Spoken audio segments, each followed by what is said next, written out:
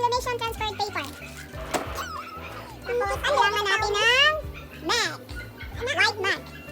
Kailangan natin ng mug tip. Mug tip. Mug tip. Kailangan natin ng putol. Okay? Ano ba yun? Teka muna. Picturean. Yeah, picturean mo yun dyan. Ang temperature natin is 356. Then, mga 3 seconds. 180. Ano lalagay natin yung mug dito? Para maluto. Okay? Then, set natin. Tignan mo muna dun. Okay, dito. Yung sublimation paper, kasi yung bago ngayon, white tsaka pink. Noon, magkaparehas yung white tsaka white. Mahirap malaman kung saan yung ididikit sa mug. So ngayon, bago na yung sublimation paper, pink tsaka white. So sa white ka. Tapos, yung pagka-print nito, ina-mirror mo baliktad. Tapos gano'n na yan, nakikita mo dyan.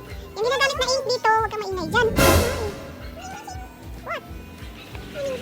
Yung nilalagay nitong ginagamit na ink is sublimation ink. Hindi dye, hindi pigment.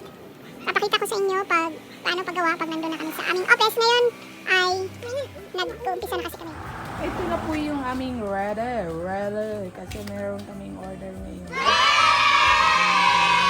Hindi ka na siya. May imong gi-stop? Kasi mga 50 pieces.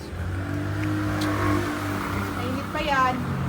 Hindi naman. So, yung pagkalagay nito, hindi mo ididikit-dikit. Kasi pag nakadikit yan, mahirap kasi baka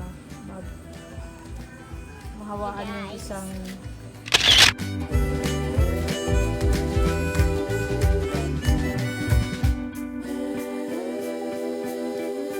for watching. Please like and subscribe. Bye!